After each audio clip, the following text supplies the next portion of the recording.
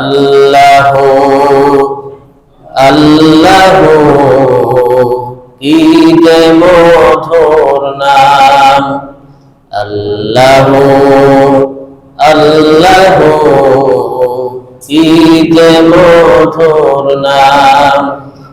ধরার তামাম মনি মুক্তায় কান্না হীরা সোনা দানায় হয় না তাহার দাম। আল্লাহু আল্লাহু কি যে মধুর নাম, আল্লাহু আল্লাহু কি যে মধুর নাম। শুকরিয়া আদায় করছি, হামদ ও সানা পেশ করছি, কৃতজ্ঞতা স্বীকার করছি যে মহান মুনিব আল্লাহ জাল্লা শানুহু দয়া করে সালাতুল জুমা আদায় করার জন্য, খুতবাতুল জুমা শোনার জন্য আমাদের সকলকে উত্তম পোশাক পরিধান করে পবিত্রতা অর্জন করে পৃথিবীর শ্রেষ্ঠ জায়গায় আসার বসার সুযোগ দিয়েছেন। এজন্য জবান খুলে সকলে পড়ি আলহামদুলিল্লাহ। কোরআনুল কারীম থেকে একটি আয়াত তেলাওয়াত করেছি। এই আয়াত কেন্দ্রিক কিছু কথা বলার চেষ্টা করব। কোরআনে যত কথা আছে, বিসমিল্লাহ বা থেকে নিয়ে মিনাল জিন্নাতি ওয়ান নাসের সিন পর্যন্ত যত কথা আছে, কথা কার? এর মধ্যে কোনো জাল কথা আছে নাকি?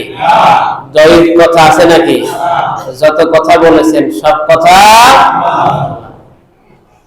কোন মানুষ যদি বলে আমি কোরআনের একটি সব আয়াত মানবো, একটি মানবো না, মুসলিম না কাফের? যদি বলে তাও না, আমি একটা শব্দ মানবো না, মুসলিম না কাফের?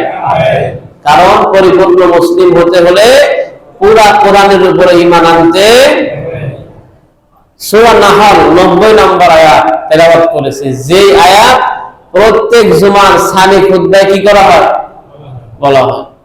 এই আয়াত মুসল্লিদের কাছে পরিচিত হয়। ইন্নাল্লাহা ইয়া'মুরু বিল আদলি ওয়াল ইহসান ওয়া ইতা'i যিল কুরবা ওয়া ইয়ানহা আনিল ফাহশাই ওয়াল মুনকারি ওয়াল বাগই। আল্লাহ রাব্বুল আলামিন আয়াতে কারিমায় গোটা দুনিয়ার সব মানুষকে লক্ষ্য করে আল্লাহ তিনটি আদেশ করেছেন, তিনটি বিষয়ে নিষেধ করেছেন। এখন আপনারা যারা আছেন, আপনারা বলেন আল্লাহর আদেশ মানা ফরজ না নফল? সবাই ফরজ না নফল? আবার আল্লাহ নিষেধ করেছেন, আল্লাহর নিষেধটাও মানা ফরজ না নফল? এই আয়াতটা এত গুরুত্বপূর্ণ আয়াত আল্লাহ রাব্বুল আলামিন দিলেন, যে আয়াতের উপরে আমল করা প্রত্যেকটা মুসলমান নরনারী, এমনকি নারী হোক পুরুষ হোক, স্বাধীন হোক গোলাম হোক, সকলের উপরে ফরজ। সুবহানাল্লাহ।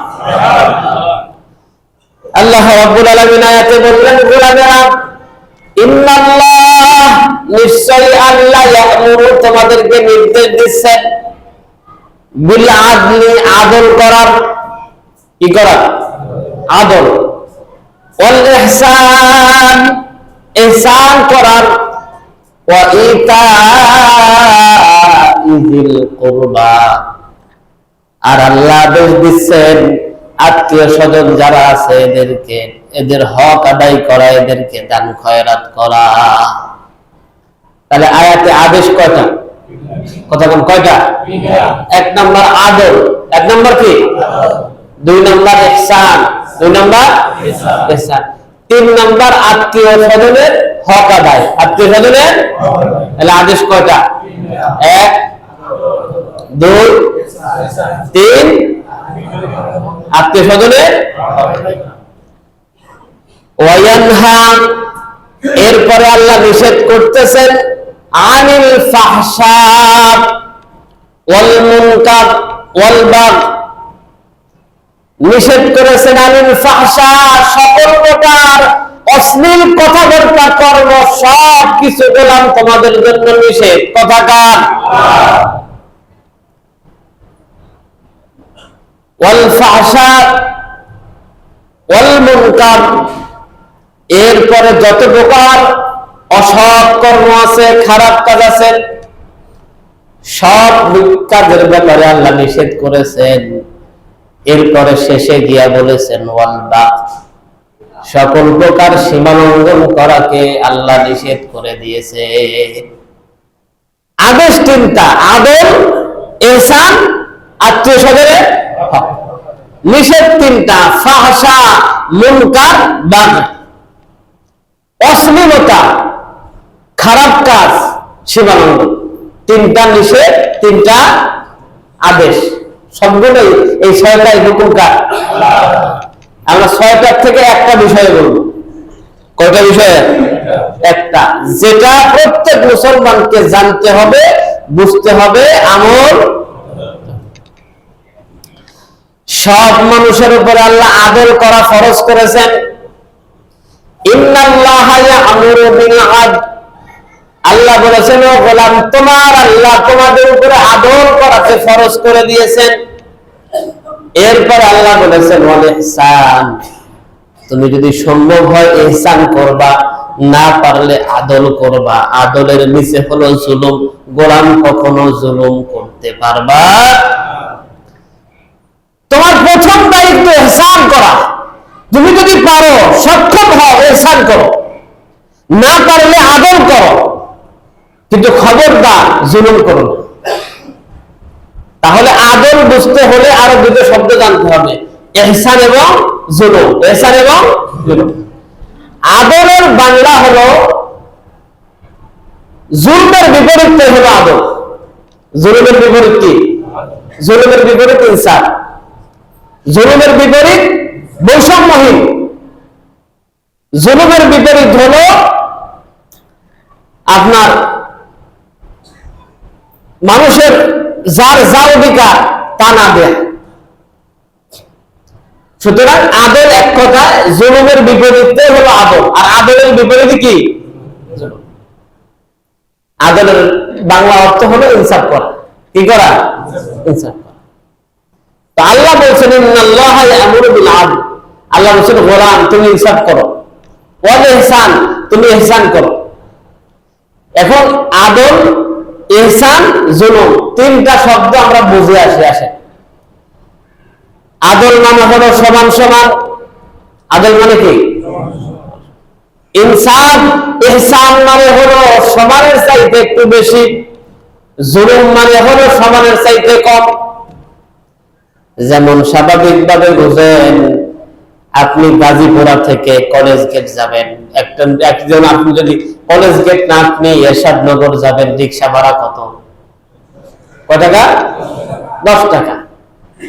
সকালবেলা আপনি বাড়ি থেকে বের হয়েছেন, বাস স্ট্যান্ড যাওয়ার পরে রিক্সা পেয়ে গেলেন, রিক্সায় আপনি উঠলেন, ওঠার পর এরশাদনগরে গিয়ে যখন নামায়া দিল, নামায়া দেওয়ার পর পকেট থেকে 10 টাকা বের করে দিয়ে দিলেন, আপনি তার ভাড়া হলো 10 টাকা, 10 টাকাই দিয়েছেন। এটা হলো আদল। এটা কি? কারণ সে যা পায় আপনি কি করেছেন? তাই দিয়েছেন। আবার আপনি মনে মনে চিন্তা করলেন, এত সকালবেলা কোন রিক্সাওয়ালা তো বের হয় না, এই লোকটা বের হয়েছে, আমাকে আবার কষ্ট করে নিয়ে এসেছে, শুধু 10 টাকা কেন, আরো 5 টাকা বাড়ায় দিই। 10 টাকার সাথে আর 5 টাকা যোগ করে বললেন, ভাই এত সকালবেলা কষ্ট করে নিয়ে এসেছো, আরো 5 টাকা রাখো। তাহলে 10 টাকার জায়গায় 5 টাকা বেশি দেওয়া, এটা হলো ইহসান। এটা কি? আবার ওই একই রিক্সায় এমন একজন লোক উঠলো, যার মাথায় লম্বা লম্বা চুল, মাথায় ব্যান্ড পরা, হাতে ব্যাস পরা, এরপরে প্যান্ট পরেছে ছেঁড়া ফাড়া, আছে না নাই? এরকম একটা লোক রিক্সার উপরে উঠে বললো, আমাকে এরশাদনগর নিয়ে যাও। ওই রিক্সাওয়ালা এরশাদনগর নিয়ে যাওয়ার পর পকেট থেকে 5 টাকার নোট বের করে দিয়ে বলল যে চলে যাও। রিক্সাওয়ালা লিখে বলল, স্যার ভাড়া তো 10 টাকা, 5 টাকা দিলেন কেন? ওই লোকটা মুখ ফিরায় বলে, বেশি কথা বললে এটাও পাবি না। আছে না নাই? এটার নাম হলো জুলুম। এটার নাম কি? তাহলে আদল মানে হলো বরাবর, সমান সমান। ইহসান মানে হলো তার চাইতে আর জুলুম মানে হলো আদরের সমান সমানের চাইতে। কথা কি বুঝছেন?